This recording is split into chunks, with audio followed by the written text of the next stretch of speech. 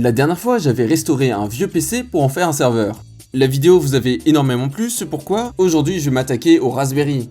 Donc voici mon Raspberry, c'est un modèle 4 version 8Go. Et aujourd'hui je vais vous montrer comment installer le système, mettre un petit bloqueur de pub et créateur de nom de domaine, et surtout y héberger un serveur Minecraft. Je mets la vidéo sur pause 2 secondes car j'ai oublié de dire que tous les projets que je vais installer sur le Raspberry seront aussi fonctionnels avec le serveur qu'on a créé la dernière fois, et que même l'installation sera identique sur Debian. Alors pour pas perdre de temps, vous pouvez vous rendre directement sur le chapitre Docker. Voilà à quoi ça ressemble en dehors de son boîtier. Et pour héberger des petits services à la maison, au final c'est même mieux qu'un vrai PC car ça consomme rien et en plus regardez à côté d'une carte c'est vraiment minuscule. Et même niveau prix, ce modèle c'est un des plus chers et pourtant on est en dessous des 90€. Pour installer le système c'est très simple, il suffit de brancher la carte SD à l'ordinateur et d'installer Raspberry Imager depuis le site officiel. Évidemment si besoin, le lien est dans la description. Faites juste attention à bien prendre la version qui correspond à votre système. Et on installe. L'installation ne devrait vraiment pas être très longue. Et une fois terminé, on se retrouve sur cette fenêtre. On va choisir le système, ça va dépendre de ce qu'on veut, bien sûr, et surtout du modèle de Raspberry. Donc on sélectionne notre modèle, puis le système qu'on va installer. Étant donné que j'aimerais éviter de vous perdre en route, je vais pas entrer dans les détails de 64 vs 32 bits. Dites-vous simplement que si ça vous propose 64, vous prenez 64. Ça vous évitera des problèmes débiles du genre, vous avez 8Go et vous ne pouvez en utiliser que 4. Et plein d'autres problèmes qu'on ne va juste pas aborder aujourd'hui. On va sélectionner la version Lite, car on n'a pas besoin d'interface graphique étant donné qu'on va contrôler à distance. Maintenant on va sélectionner le périphérique, je vous recommande une carte SD de 16Go ou plus pour être à l'aise. On clique sur suivant et maintenant on peut définir des réglages personnalisés. C'est ce qu'on va faire, on peut sélectionner tous les paramètres qu'on souhaite activer. Je vous recommande de personnaliser l'utilisateur et son mot de passe. Comme c'est juste pour le tuto, je me suis permis de mettre un tout petit mot de passe, mais évidemment, mettez quelque chose de sécurisé. Mais pour ce qui est du Wi-Fi, c'est vraiment pas ouf sur Raspberry, et de manière générale, c'est toujours mieux Ethernet. En plus, un Raspberry, ça prend pas de place, vous le mettez à côté de la box et tout ira bien. Le SSH, c'est un protocole qu'on va utiliser pour se connecter à distance à la machine, et on va prendre l'option authentification via clé, c'est plus sécurisé, et au moins vous aurez pas besoin de remettre un mot de passe à chaque fois que vous vous connectez. Si vous n'en avez pas déjà une de générée sur votre hardy, on lance SSH KGN. Dans le dernier menu, il n'y a pas grand chose d'intéressant, donc on met enregistrer. On appuie sur oui. On va de nouveau appuyer sur oui, mais attention, cette fois-ci, toutes les données de la clé vont être supprimées. Cette étape va durer quelques minutes, et en attendant, j'aimerais remercier toutes les personnes qui ont commenté ou m'ont envoyé des messages suite à la dernière vidéo, ça m'a fait énormément plaisir et ça m'aide à fond pour continuer. En une seule vidéo, j'ai gagné plus de 400 abonnés sur YouTube et plus de 1500 sur TikTok, c'est juste incroyable. Au passage, il y a un Discord pour la communauté, donc si vous voulez le rejoindre, c'est dans la description. Il est basé principalement sur l'entraide, donc si vous avez des questions par rapport à la programmation ou l'informatique en général, on se fera un plaisir de vous accueillir. Et puis si vous voulez faire comme dans mes vidéos, je crée à chaque fois un post avec toutes les commandes, liens et fichiers dont vous aurez besoin. Une fois l'installation et la vérification terminée, une fenêtre devrait s'ouvrir, puis la carte SD devrait être éjectée. On va donc pouvoir la retirer de l'ordinateur et passer au Raspberry. J'ai ma petite carte SD et je vais venir l'installer à l'arrière du Raspberry. Alors comme vous pouvez le voir, j'en avais déjà une, et c'est justement une des forces de ce micro-ordinateur. On peut créer des cartes SD pour différents projets et les changer très rapidement. Je peux donc avoir une carte pour quand je veux l'utiliser comme serveur et une autre quand je veux l'utiliser comme console rétro. D'ailleurs, dites-moi dans les commentaires si ça vous intéresse que je vous montre comment faire. Une fois la carte installée, il suffit de brancher le Raspberry. Ça peut marcher avec à peu près n'importe quel chargeur compatible. Par contre, pensez à vérifier les puissances, car un chargeur trop faible pourrait sous-alimenter le Raspberry. Pour tous les modèles en dessous du 5, il me semble que dès que c'est sous tension, ça démarre, mais depuis le 5, il est également possible d'appuyer sur un bouton d'alimentation. En le branchant à un écran, voici comment ça se présente. Je vais vous montrer comment faire quelques configurations et récupérer son IP pour s'y connecter depuis un autre PC. Cette étape n'est pas du tout nécessaire pour récupérer l'IP, donc si vous voulez faire sans écran, vous pouvez directement aller au prochain chapitre. Une fois le démarrage terminé, on a une entrée dans laquelle on va pouvoir mettre l'utilisateur et le mot de passe. D'ailleurs, le mot de passe ne semble pas s'écrire, mais c'est tout à fait normal, c'est juste pour le cacher. Ici, au lieu d'avoir un bureau comme sur un ordinateur normal, on va juste avoir un interpréteur de commandes. Il va nous permettre d'interagir avec le Raspberry, juste en entrant des instructions qu'on appelle commandes. Voici par exemple la commande clear qui va me permettre de nettoyer l'écran. Grâce à la commande ping, je vais envoyer une requête pour vérifier que j'ai accès à internet. Tout à l'heure, j'avais choisi de ne pas me connecter en Wi-Fi, et actuellement, je ne suis pas non plus branché en Ethernet. Autrement dit, je n'ai pas de connexion. Je vais donc vous montrer comment vous connecter en Wi-Fi. En appuyant sur la touche Tab, l'interpréteur va essayer de compléter ma commande. Ici, il y a plusieurs options, donc il les affiche pour qu'on puisse choisir. Dans notre cas, c'est raspi-config. On nous dit que cette commande doit être exécutée en tant que root, c'est-à-dire en tant qu'admin. Avec la flèche vers le haut, je peux remonter l'historique des commandes. J'utilise la flèche de gauche pour retourner au début, et j'ajoute sudo pour exécuter la commande en tant qu'admin. On entre et on se retrouve dans cette étrange fenêtre bleue. On appuie de nouveau sur Entrée pour ouvrir System Options, Entrée encore, on sélectionne son pays, on indique le nom du Wi-Fi, et son mot de passe. Avec les flèches et avec Tab, on peut se déplacer dans le menu, on se met sur Finish et on appuie sur Entrée. Si comme moi l'écran bleu est resté, vous pouvez taper la commande Clear pour le nettoyer. J'utilise la flèche du haut pour remonter jusqu'à la commande Ping, et cette fois-ci on a bien Internet. On appuie sur CTRL-C pour arrêter d'envoyer des requêtes. Maintenant, grâce à la commande IP ADDR, on va enfin pouvoir récupérer l'IP. Si vous êtes en Ethernet, vous allez devoir rechercher en dessous de Head 0, mais si vous êtes en Wi-Fi, vous allez devoir rechercher en dessous de VLAN 0. Et pour obtenir l'IP sans passer par le Raspberry, moi je vais utiliser Fing, qui est une application gratuite disponible sur Android et iOS. En ouvrant l'appli, on va se rendre dans Voir les appareils. A priori, comme le Raspberry est un nouvel appareil sur votre réseau, il devrait se retrouver tout en bas. Notez par contre qu'il n'aura pas forcément de nom. On va enfin pouvoir ouvrir le terminal et nous connecter en SSH. On tape donc la commande SSH suivie du pseudo, arrobase et l'IP. Lors de la première connexion, l'IP est inconnu pour votre ordinateur. On accepte la connexion en entrant Yes. On est maintenant connecté au Raspberry et toutes les commandes qu'on va entrer seront exécutées directement sur celui-ci. Comme lors de la vidéo précédente, on va installer HomeIZSH. Sauf que cette fois-ci, je vais vous expliquer pourquoi je le préfère à l'interpréteur par défaut. On copie cette petite commande qu'on va exécuter dans le terminal. Sur Windows, vous pouvez la coller avec CTRL-V ou clic droit. On va installer quelques dépendances, c'est le moment de vous familiariser avec apt qui est un gestionnaire de paquets. J'utilise sudo car on doit être en route, et apt install ZSH pour installer ZSH. Même principe avec Git.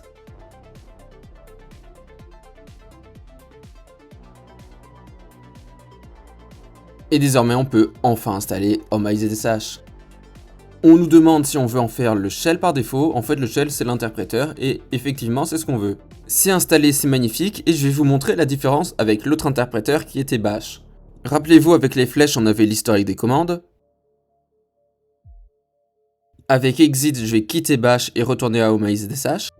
Je tape juste plein de commandes pour créer un historique.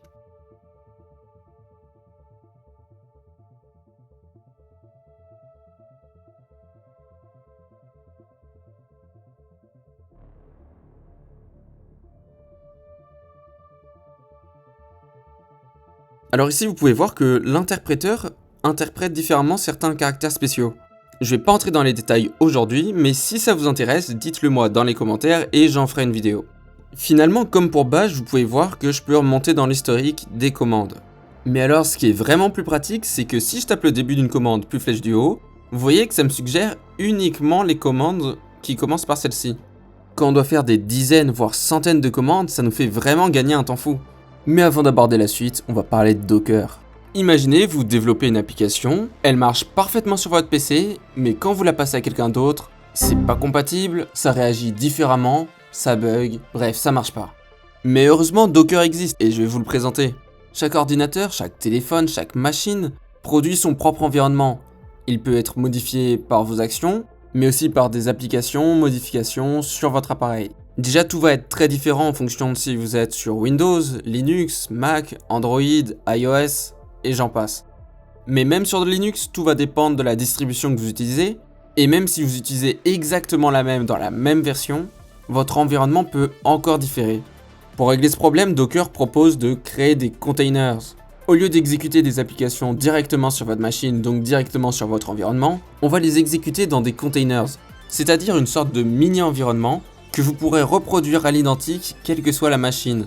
Alors bien sûr, Docker ne règle pas tous les problèmes. Parfois, même avec le même environnement, le fait d'avoir un processeur différent va créer des incompatibilités. Dans une prochaine vidéo, je vous montrerai comment faire vos propres Docker, mais pour aujourd'hui, on va utiliser des déjà faits. Et on commence tout de suite avec celui de Pi-hole. On se rend sur le moteur de recherche et on tape Docker install Raspbian. Alors ici attention, si vous êtes en 32 bits, vous pouvez rester sur cette page. Par contre, si comme moi vous êtes en 64, on va cliquer juste ici. L'installation n'est pas vraiment très compliquée, il suffit de suivre la documentation. On va commencer en copiant cette commande.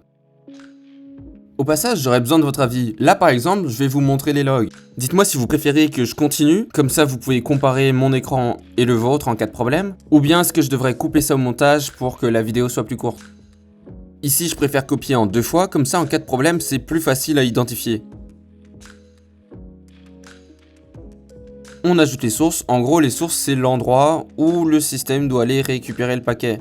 Maintenant qu'on a les sources et toutes les dépendances, on va enfin réellement pouvoir installer Docker. Vous allez avoir le temps de vous rafraîchir parce que l'installation est un petit peu longue.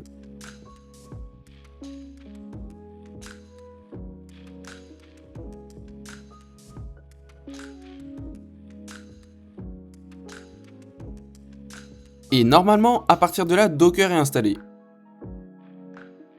On va lancer cette petite commande pour nous assurer que tout fonctionne bien. Ici, Docker va récupérer l'image d'Hello World avant de pouvoir le lancer. Une image, en fait, c'est comme une photo d'un container qu'on va pouvoir copier où on veut. Ça a marché, alors je propose d'aller chercher directement l'image de P-Hole. Pour cela, très simple, on tape Docker P-Hole et on va se rendre sur leur GitHub. Mais tout d'abord, P-Hole, qu'est-ce que c'est ? C'est un bloqueur de pub, mais pas comme les autres, c'est-à-dire qu'il va bloquer directement dans votre réseau les requêtes vers des publicités. On l'utilise comme serveur de nom de domaine et va bloquer les domaines comme ceux appartenant à Google Ads. Et tout ça sans devoir installer des applications sur vos appareils. Il propose également un panneau de gestion et statistiques. On va descendre et s'arrêter sur le Quick Start. On va avoir besoin de Docker Compose qui n'est pas forcément installé par défaut. On a le lien vers la page de Docker Compose et on va aller la regarder. On sélectionne Linux puis Debian, étant donné que Debian est une distribution Linux et que Raspbian est basé sur Debian. Ici au final, il nous propose une installation via Docker Desktop, qui est en gros l'application de bureau Docker. Mais nous, étant donné qu'on est sur serveur, on veut juste la version en ligne de commande, donc on va rechercher Install Docker Compose Debian. Cette fois-ci, c'est exactement ce qu'on voulait, donc on va copier dans le terminal. Comme vous pouvez le voir à l'avant-dernière ligne, pour ma part, c'était déjà installé. Maintenant, on va copier le fichier de configuration Compose. Et là, pour faire les choses un peu plus propres, je vais créer un dossier Dockers grâce à la commande mkdir. J'entre dedans grâce à la commande cd dockers. À l'intérieur, je crée un dossier P-Hole pour y installer P-Hole. Maintenant, pour écrire un fichier directement depuis le terminal, je vais devoir utiliser Vim. Ce n'est pas installé, donc on fait sudo install vim. C'est un éditeur de texte qui va nous permettre de créer des fichiers et de les éditer. Je vais aller copier le nom du fichier demandé dans la documentation. Ce sera donc docker-compose.yml. On doit de nouveau copier le contenu du fichier. On appuie sur I pour commencer à écrire et on colle. Pour sauvegarder et quitter, on fait échappe $.wq ou tout simplement $.x. Ceci étant fait, on va récupérer la commande de démarrage. On entre et là, comme si la vie n'était pas déjà assez compliquée, on n'a pas la permission. Pour aller vite, on va juste mettre sudo devant, mais ensuite je vous montrerai comment ajouter la permission Docker à votre utilisateur. 2 hours later. Ça finit de tourner, maintenant je vais vous montrer comment ajouter la permission Docker à un utilisateur. Actuellement, si je tape une commande Docker, mon utilisateur n'a pas la permission. Je vais corriger ça en l'ajoutant au groupe Docker. J'utilise sudo pour être admin, usermod pour modifier un utilisateur, -a pour append, donc ajouter, G majuscule pour groupe, le groupe c'est Docker, on donne le nom d'utilisateur, sinon on peut aussi utiliser la variable d'environnement $user qui va donner automatiquement notre nom d'utilisateur. Pour éviter de devoir quitter et revenir pour charger les changements, on va juste faire new group Docker. Et maintenant on va pouvoir refaire Docker PS pour voir la liste des Docker lancés. Maintenant pour utiliser notre P-Hole, il va falloir le définir comme DNS. Sélectionnez Wi-Fi si vous êtes en connexion sans fil ou Ethernet si vous êtes branché au câble. Ici, on va modifier l'attribution du serveur DNS. On passe en manuel, on active l'IPv4 et on entre l'IP du serveur.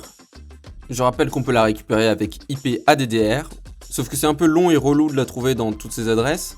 Donc moi, je vais juste la récupérer en me déconnectant avec exit. On n'oublie pas d'enregistrer. Et là, je vous conseille de vous déconnecter puis reconnecter pour être sûr d'appliquer les changements. On va coller l'IP dans le navigateur, suivi de /admin.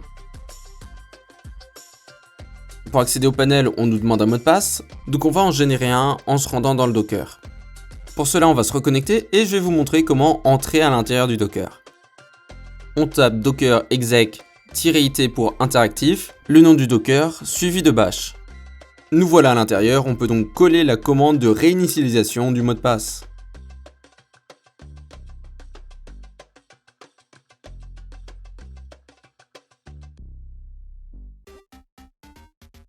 Et si vous êtes du genre à utiliser Instagram, Snapchat ou encore Facebook, vous risquez d'être vite surpris quand vous verrez le nombre de traceurs qui seront bloqués par P-Hole. Et pour les développeurs, c'est aussi très pratique puisque vous pouvez créer des noms de domaines de test accessibles par tous les appareils connectés à votre P-Hole.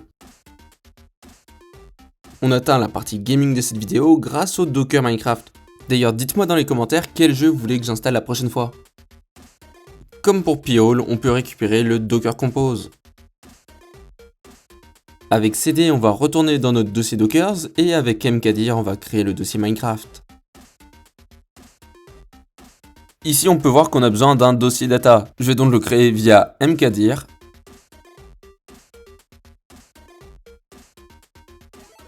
Comme tout à l'heure pour P-Hole, on crée un fichier docker-compose.yml.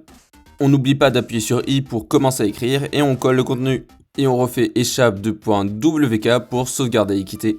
Je récupère la commande de démarrage qu'on va coller dans le terminal. Et maintenant, on va attendre quelques minutes le temps que ça se lance. 2 hours later. C'est bon, le container a bien été lancé, maintenant il faut voir si le serveur à l'intérieur fonctionne. Pour ça, on va récupérer cette commande et la coller dans le terminal.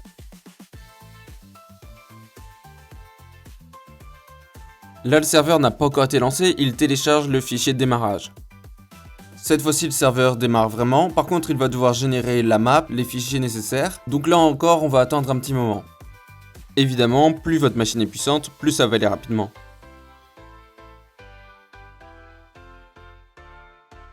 Voilà, le serveur est démarré, si besoin, vous pouvez faire CTRL-C pour quitter la console. L'étape suivante, ça va être bien évidemment d'aller voir comment ça se passe en jeu, donc je lance Minecraft, et on va se connecter. On ajoute donc le serveur à la liste.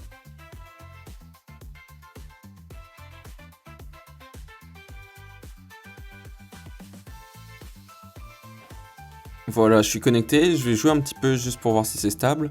Et si ça vous intéresse, j'ai fait une vidéo où j'héberge un serveur Minecraft sur téléphone, et vous allez voir que ça tourne vraiment pas mal au final. Alors là, on a eu un petit peu de latence, le bloc s'est remis, mais c'est normal, en fait, c'est quand le monde se génère. C'est un processus qui utilise beaucoup de ressources, mais normalement, après quelques secondes, ça devrait plus arriver. Enfin, ça peut aussi arriver si vous faites des grosses opérations, ou que vous êtes vraiment nombreux sur le serveur, ou tout simplement si vous avez une mauvaise connexion.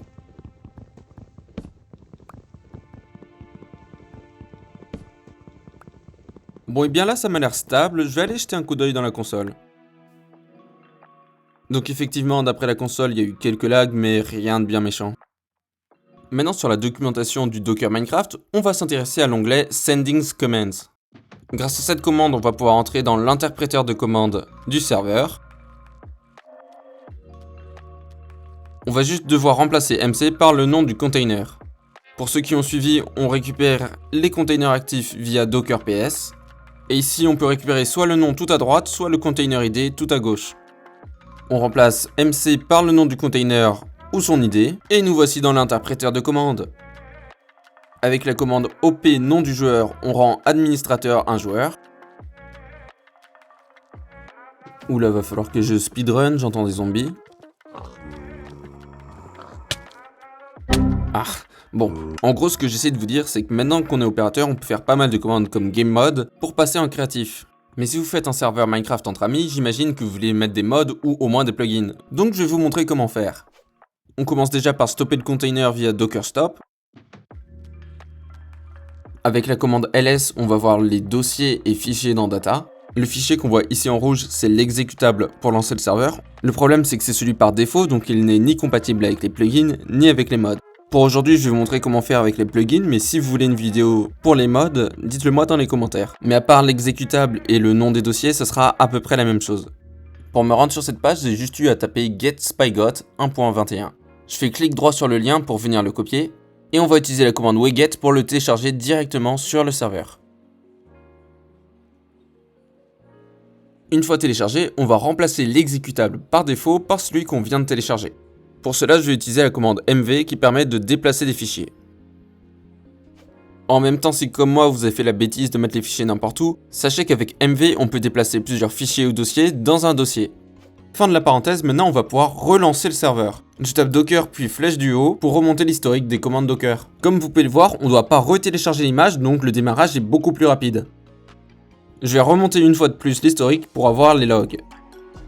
Il est possible que vous ayez un message qui vous dise d'attendre 20 secondes. Pour corriger ça, vous pouvez aller sur ce lien, sinon je vous montrerai dans la prochaine vidéo comment faire quand on attaquera les containers custom.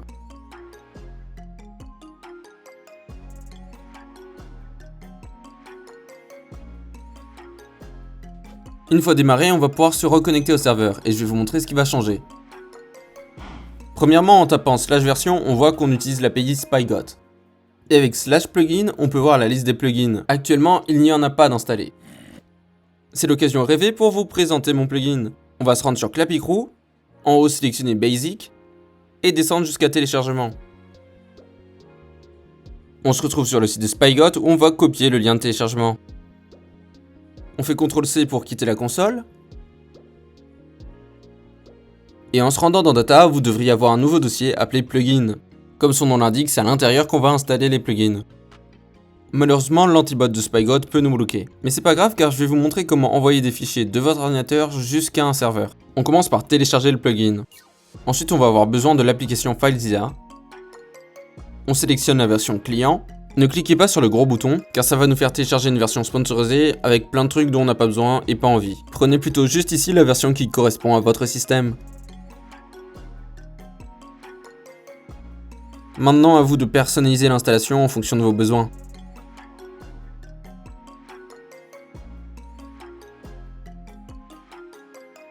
Pensez à copier l'IP du serveur, on va en avoir besoin.